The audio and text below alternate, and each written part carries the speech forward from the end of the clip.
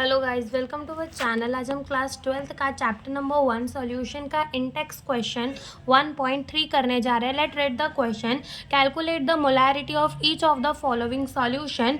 A 30 gram of the CONO3 twice 0.6 H2O in 4.3 liter of solution, and B 30 ml of 0.5 molar H2SO4 diluted to the 500 ml। तो इस question में हमें क्या बोला है, हमें निकालनी है मोलारिटी।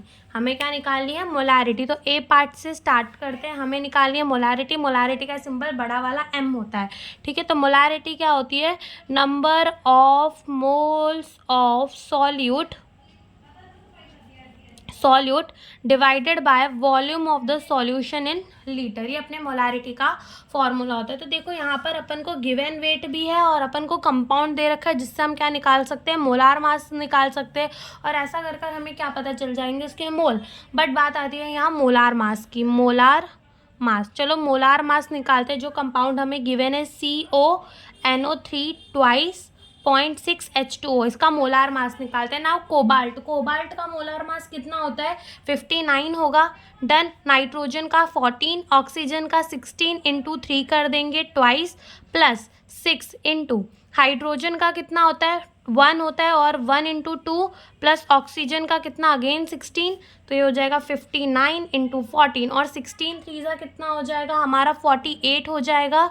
2 प्लस 6, और ये हो जाएगा 16, और ये हो जाएगा 18। डन।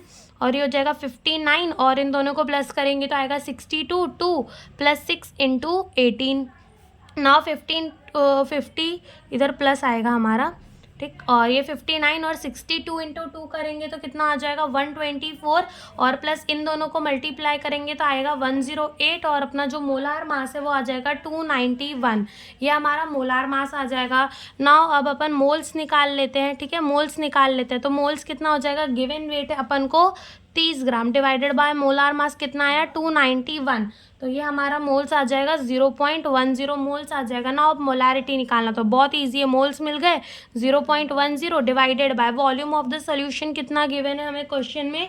4.3 लीटर। तो अगर इन दोनों को हम डिवाइड करेंगे तो जो हमारी मोलारिटी है वो कितनी आ जाएगी? वो आ जाएगी 0.02 मोलार। ये हमारी क्या आ जाएगी? मोलारिटी आ जाएगी। नाउ इसके बी पार्ट में चलते। तो बी पार्ट में हमें कौन सा फॉर्मूला यूज़ करना है मोलारिटी निकालने के लिए? M1V1 is equals to M2V2, ये हमें यूज़ करना है, ठीक है। तो देखते हैं M1 कितना गिवन है हमें। M1 गिवन है हमें 0.5 मोलार। V1 कितना गिवन है हमें? 30 ml, ठीक है। M2 कितना गिवन है हमें नहीं पता, वही तो हमें निकालना है। और हमारा V2 कितना गिवन है? 500 ml गिवन है, ठीक। तो यहाँ से M1V1 is equals to M2V2। तो अपना M2 क्या हो जाएगा? M2 यहाँ से हो जाएगा M1V1 अपॉन में V2।